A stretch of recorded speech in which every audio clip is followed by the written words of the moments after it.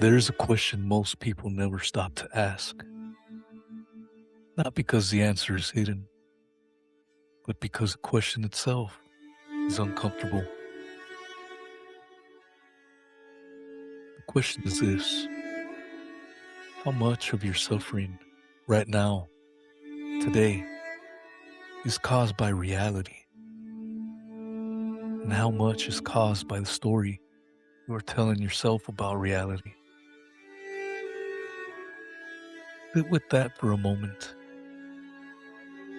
Because the ancient Stoics believed that almost everything we call suffering, the anxiety, the frustration, the quiet dread that follows us through the day, almost all of it lives not in the world, but in the mind.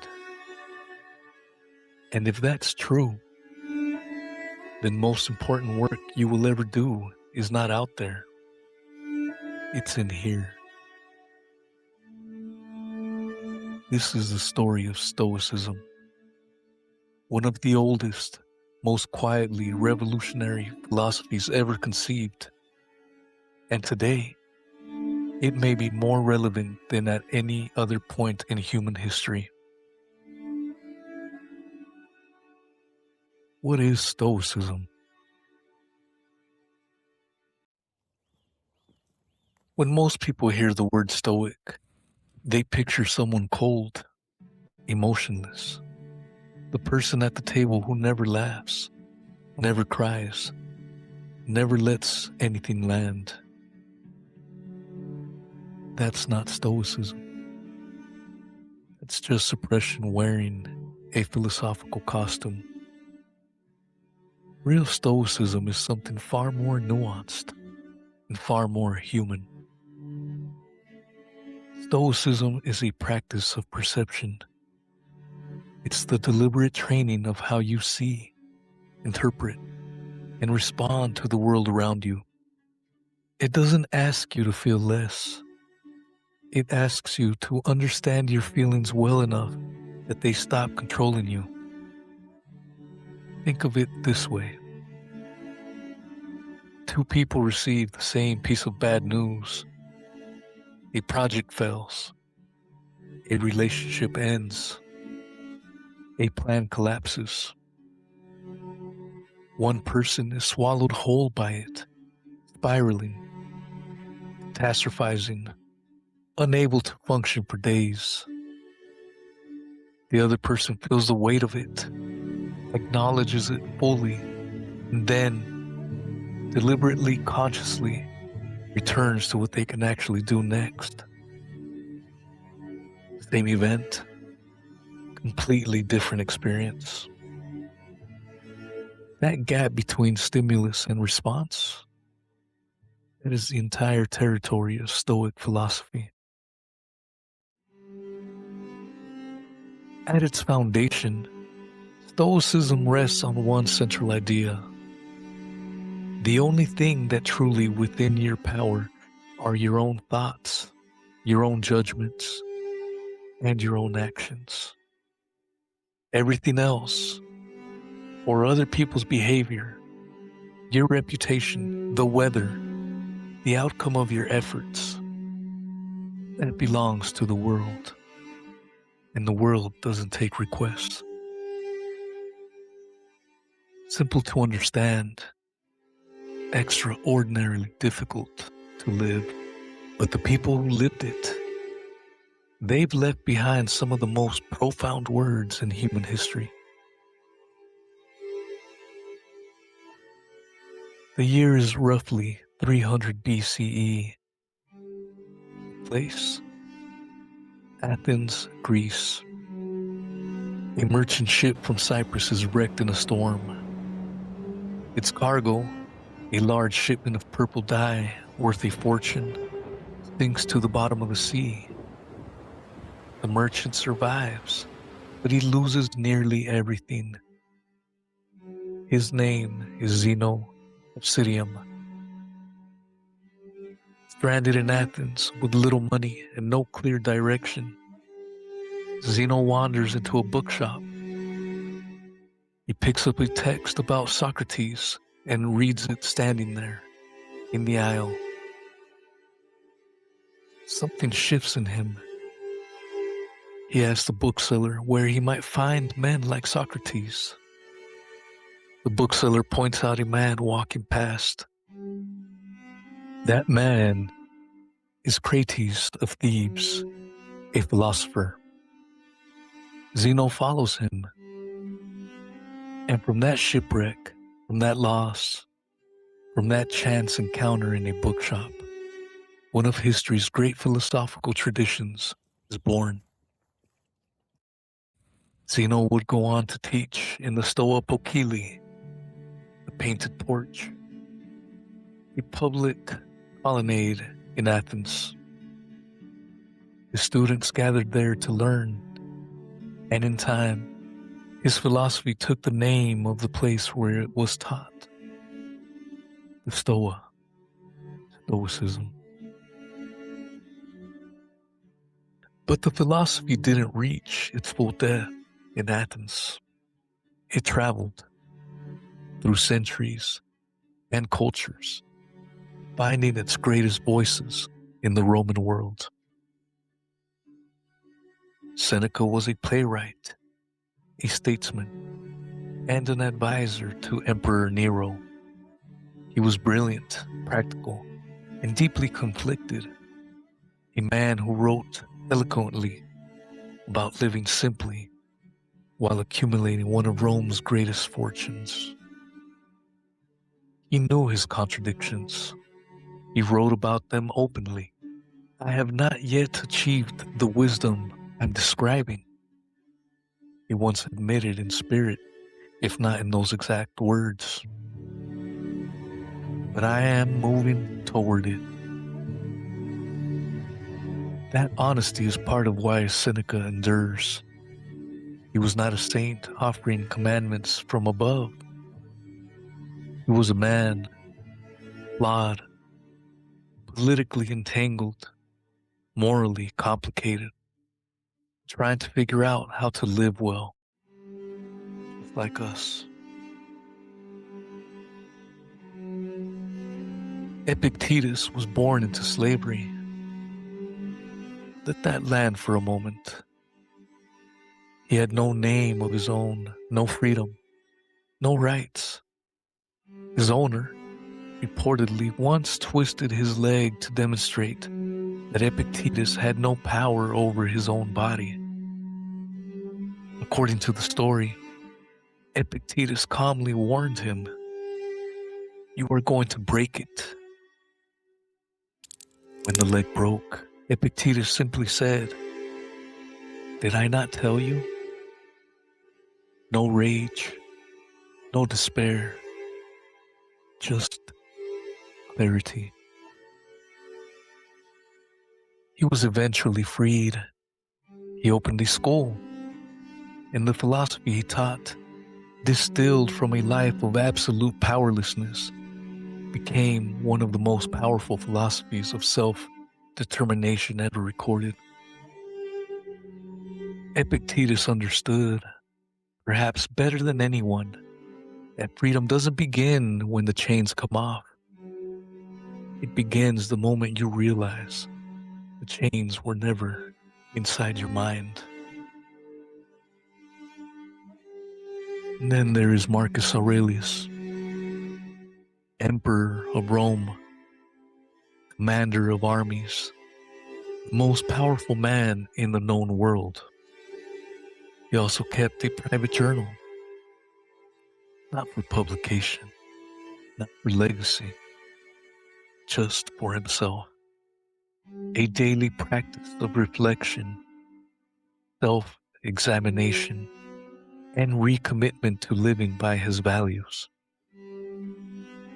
We call that journal the Meditations, and it reads not like the proclamations of an emperor, but like the quiet notes of a man fighting every single day against his own ego, his own impatience, his own temptation to become exactly what power tends to make people.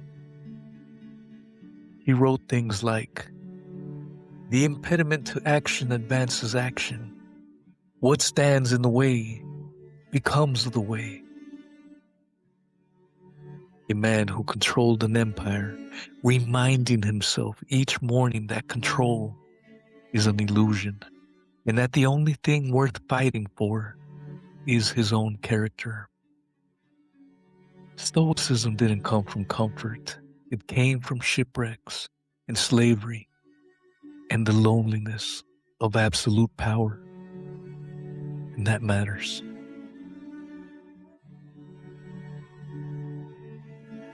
So what does Stoicism actually teach?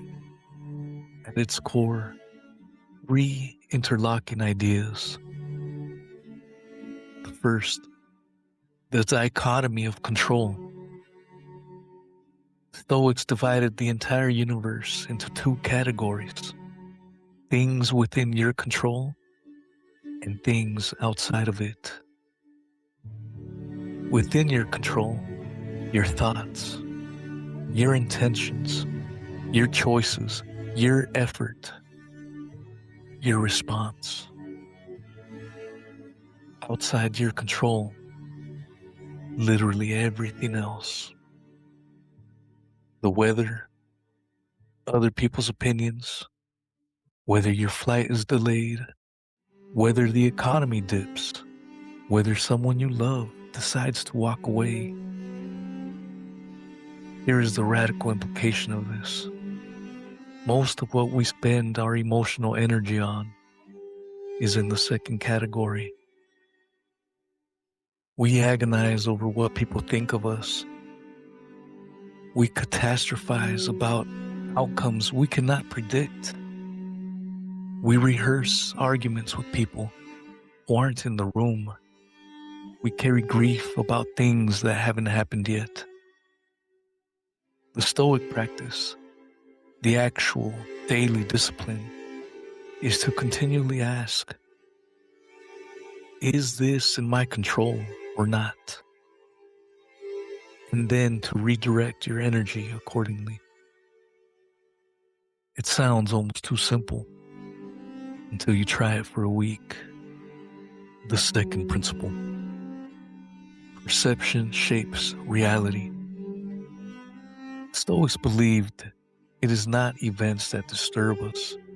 It is our judgments about events. This isn't the same as toxic positivity. It's not everything happens for a reason, or just look at the bright side. Something more rigorous than that. It's the recognition that every situation you encounter is, at first, neutral. It has no inherent meaning. Meaning is something you assign, and that assignment, that interpretation, is where your power lives. Marcus Aurelius called this practice taking the impression apart. When something happens, he would train himself not to accept the first interpretation, the one that came with the most heat and emotion, but to look at the bare facts of the situation and ask, what is actually true here? What am I adding? If a colleague doesn't respond to your message, you can add, they're ignoring me. They don't respect me. Something is wrong. Or you can observe, they haven't responded yet. Full stop. One version creates suffering. The other keeps you free. The third principle. Virtue is the only true good. This is perhaps the most challenging Stoic idea for the modern mind. Stoics believed that external things, wealth, status, comfort, even health, are what they called preferred indifference. Yes, you'd prefer to have them, but they are not in themselves good, because they can be taken from you, and your happiness cannot be permitted to live inside things that can be taken from you. What cannot be taken is your character, your integrity, your courage, your commitment to treating others well, even when it costs you. Stoics call these virtues wisdom, justice, courage, and self-discipline, the only genuine goods. Everything else is secondary. This doesn't mean you stop caring about success or comfort. It means you stop needing them in order to be okay. Here's the honest truth. The world we are navigating today would have fascinated the Stoics and terrified them. Never in human history have we had such immediate, constant access to information and to other people's opinions, performances, and pain. We scroll through 1,000 lives before we've had our own morning coffee. We are exposed daily to a volume of noise that no human nervous system was built to process. And underneath it all, something very quiet is being asked of us. The same thing the Stoics were asking 2,000 years ago. Who is in charge here? You or the flood?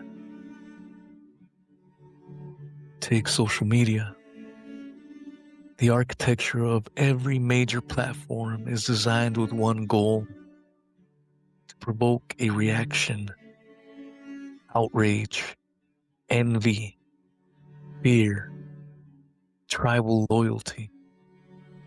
Because reactions drive engagement, and engagement drives revenue. Stoic response is not to delete every account and move to a cabin in the woods. It's to notice what's happening, to watch, with something approaching detachment, how your mood shifts as you scroll. To ask yourself, am I choosing this feeling, or is it being manufactured for me? That's not paranoia. That's the dichotomy of control, applied in real time. Or take failure, which most of us, if we are being honest, are more afraid of than almost anything else. We build entire identities around avoiding failure. We don't start the business. We don't write the book. We don't say what we actually feel. Because if we try and it doesn't work, then what does that say about us? Epictetus would have a very direct answer. Nothing. It says nothing about you. Your effort is yours. The outcome belongs to the world. If you did the thing with full commitment and honest intention, you have not failed. You have simply encountered a result. The fear of failure, really, is the fear that our worth is tied to our outcomes. Stoicism severs that connection. Your worth is in your character, your process, your choices, not in whether the market responded the way you hoped. And anxiety, quiet epidemic of our era. There's a practice Seneca wrote about, a kind of voluntary imagining of the worst case. He called it premeditatio malorum, premeditation of adversity. Before something important, instead of visualizing success, you deliberately imagine everything that could go wrong, clearly, specifically. You sit inside it for a moment, and then you ask, could I survive this? Could I find a way forward even from here? Almost always, the answer is yes. What this practice does is neutralize the unknown. Anxiety thrives in the vague, dark space of what if. Stoic premeditation walks into that space, turns on the lights, looks around and says, okay, I see you. I'm ready.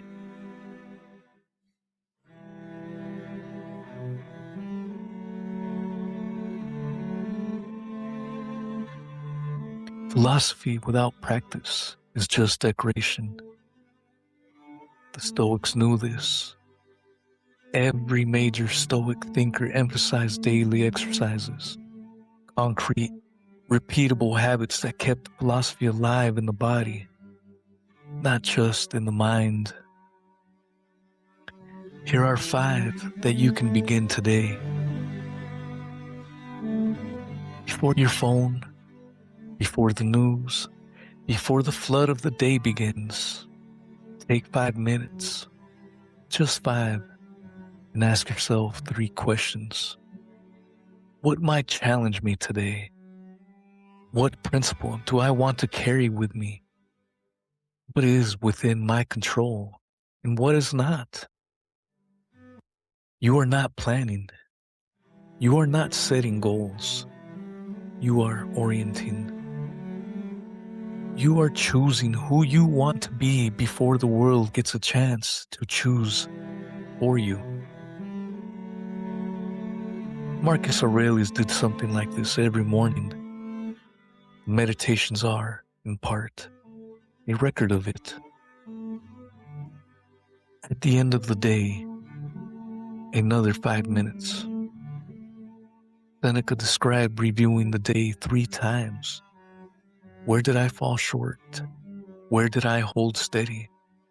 Where can I do better tomorrow? No self-flagellation, no performance, just honest examination. The way a craftsman looks at the day's work and sees clearly what still needs refinement. This practice, done consistently, builds an almost uncommon self-awareness. You start to see your patterns, the triggers that pull you off course, the moments where your best self shows up and why. Negative visualization. We touched on this, but it deserves its own moment.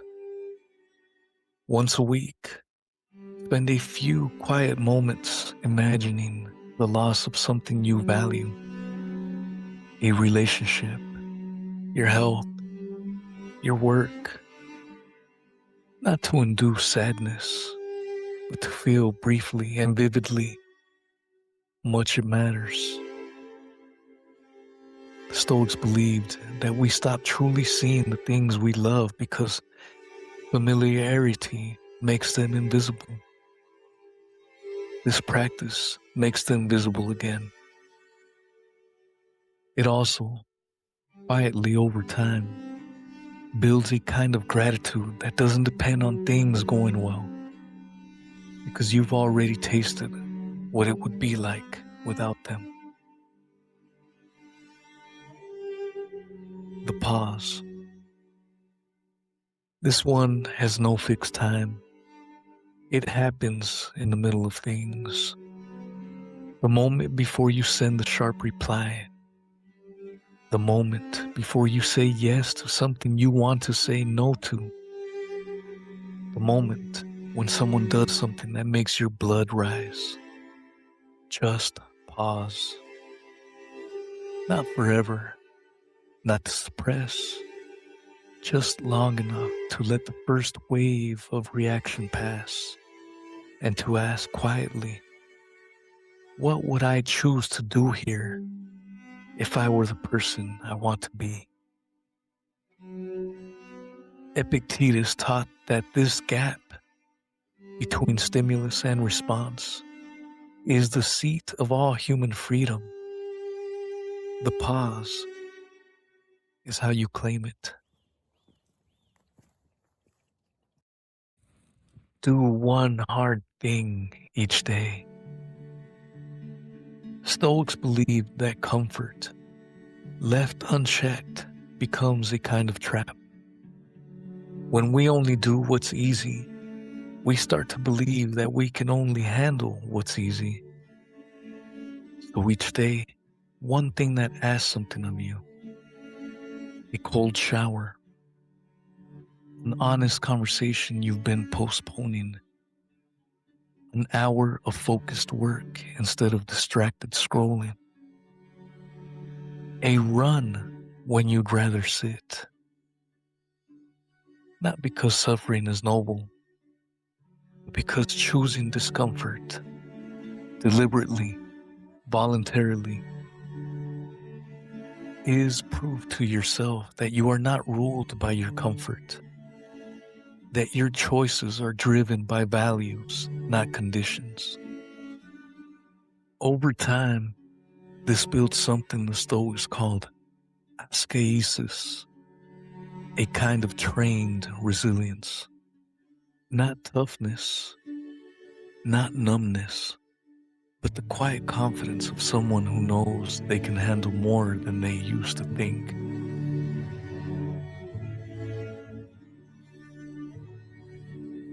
We live in an age of infinite distraction and very little stillness. We are more connected than any humans who have ever lived, and by many measures, more anxious, more isolated, more uncertain about who we are and what we are doing here. There are 1,000 philosophies available to you, 8,000 frameworks, systems, and gurus offering a path through. What makes Stoicism different, what has kept it alive for 23 centuries, is not that it offers comfort. It offers something better. It offers clarity. The clarity to see what is real and what is illusion. The clarity to know what is yours to carry and what is not. The clarity to look at your own mind clearly, without flinching, and choose who you want to be inside of it. Zeno lost his ship and found philosophy. Epictetus lost his freedom and found something more durable than freedom. Marcus Aurelius had everything in the world could offer and spent his life trying to make sure it didn't hollow him out. None of them were seeking perfection. None of them claimed to have arrived. The Stoic life is not a destination. It's a direction, a daily recommitment to the same question. Am I living from my values or from my fears? That question doesn't get easier, but the practice of asking it consistently, honestly, without judgment, changes something in you, slowly, quietly, the way water changes stone.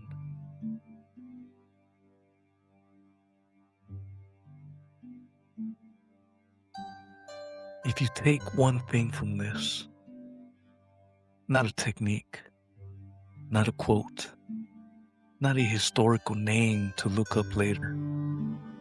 If you take one thing, let it be this: you are not your circumstances. You are your responses to them.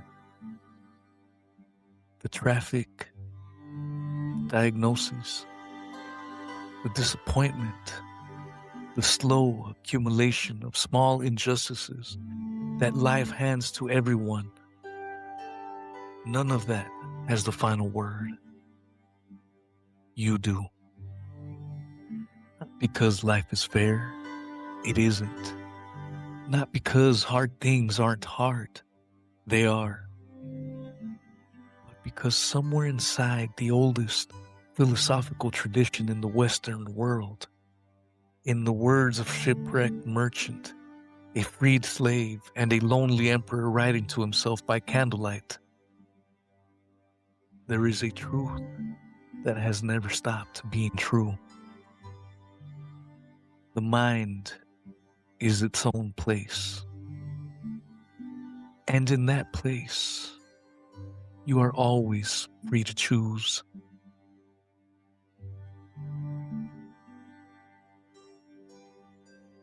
The Stoics didn't promise a life without difficulty.